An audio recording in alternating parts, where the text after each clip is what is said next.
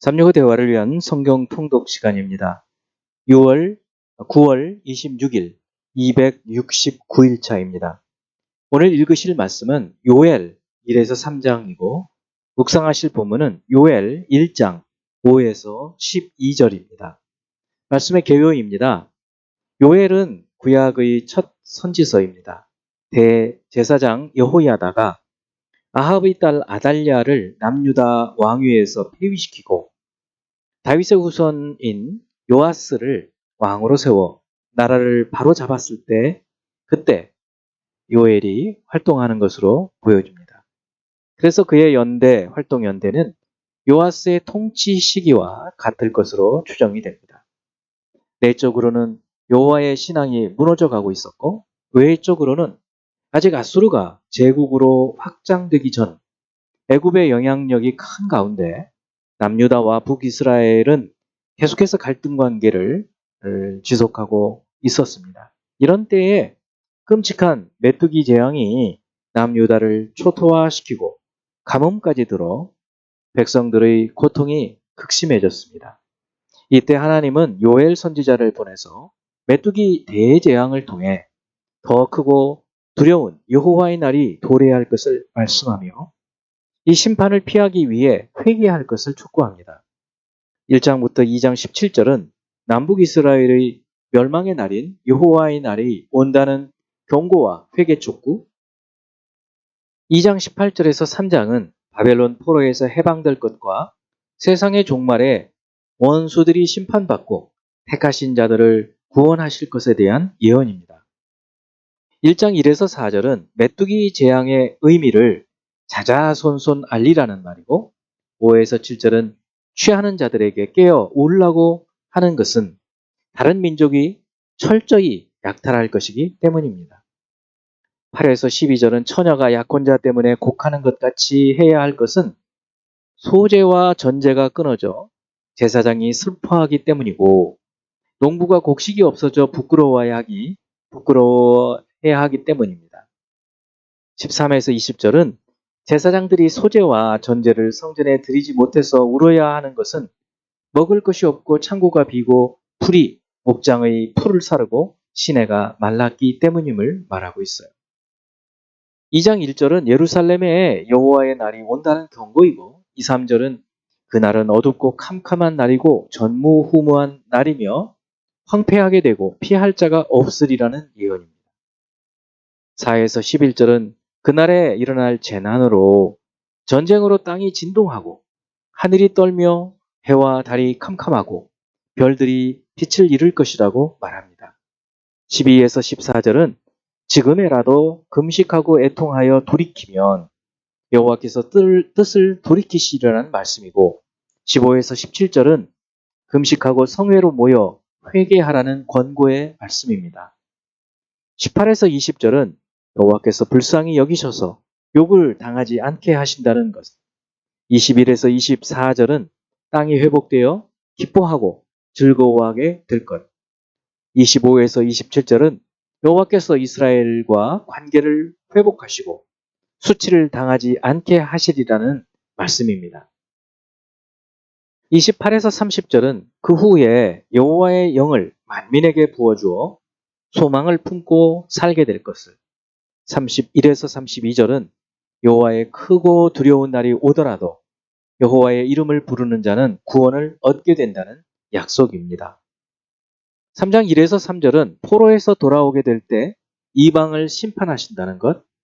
4에서 8절은 주변 나라들이 택한 이스라엘 백성에게 행한 것에 대해 심판하신다는 것. 9에서 13절은 모든 민족의 악에 대해 심판하신다는 것. 14에서 17절은 심판의 골짜기에 사람이 많을 것과 예루살렘을 거룩한 피난처로 세우실 것.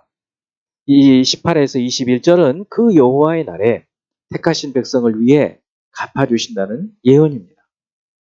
이제 예수 그리스도를 닮아가고자 하는 우리의 목표를 향한 여행을 위해서 질문하고 대답하는 시간을 갖습니다. 첫 번째, 요엘 1장 6절. 다른 한 민족이 내 땅에 올라왔음이여 이로다. 그들은 강하고 수가 많으며 그 이빨은 사자의 이빨 같고 그 어금니는 암사자의 어금니 같도다. 자, 여기서 다른 한 민족은 누구를 가리킬까요? 자, 이 현재의 문맥에서 수가 많고 사자의 이빨과 암사자의 어금니를 갖고 포도나무와 무화과나무를 긁어 맑게 벗겨버려 가지가 하얗게 되었다는 점에서 먼저 메뚜기 떼를 가리키는 것으로 볼 수 있습니다. 하지만 훗날 메뚜기 떼가 습격하듯이 많은 수의 군대로 몰려와 초토화시키는 바벨론의 공격으로 볼 수도 있죠. 두 번째, 요엘 1장 15절.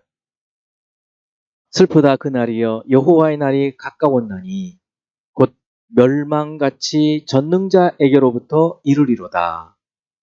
자, 여호와의 날은 어떤 날일까요? 왜 슬픈 날일까요? 자, 요엘에는 5번에 걸쳐서 여호와의 날이 언급되고 있습니다. 이 날은 메뚜기 떼가 임하는 것처럼 심판과 재앙의 날이기 때문에 슬픈 날이죠. 구약에 나타난 여호와의 날은 대부분 죄인들에게는 심판의 날로 크고 두려운 날입니다. 신약에서 이 날은 주님의 재림의 날이죠.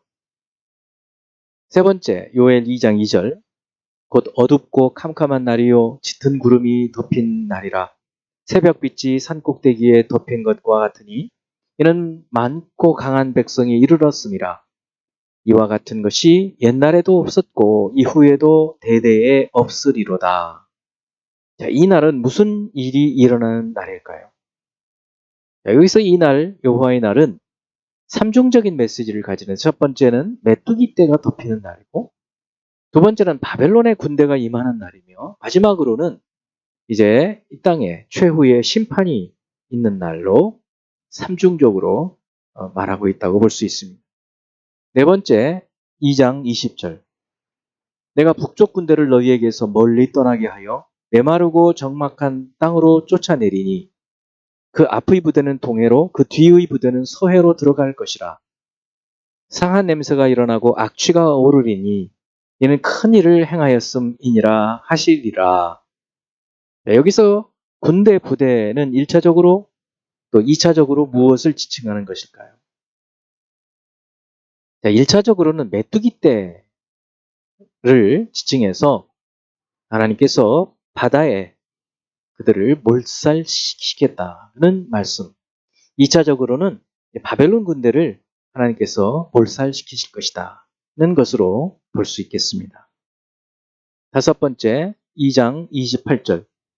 그 후에 내가 내 영을 만민에게 부어주리니 너희 자녀들이 장래 일을 말할 것이며 너희 늙은이는 꿈을 꾸며 너희 젊은이는 이상을 볼 것이며. 여기서 그 후에는 어느 때를 말할까요? 자, 이 요엘 2장 28에서 32절은 오순절 성령 강림 직후 베드로 사도가 설교할 때 인용한 부분입니다. 베드로는 그 후에를 말세로 말하죠.